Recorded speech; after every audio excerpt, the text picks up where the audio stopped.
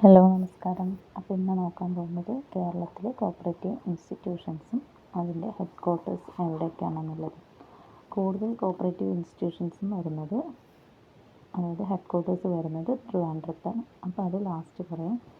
ആദ്യം Ernakulam headquarters വരുന്നത് consumer fed Ernakulam, rubber mark Ernakulam, house fed Ernakulam, coir board Ernakulam, market fed Ernakulam, Surabhi Ernakulam.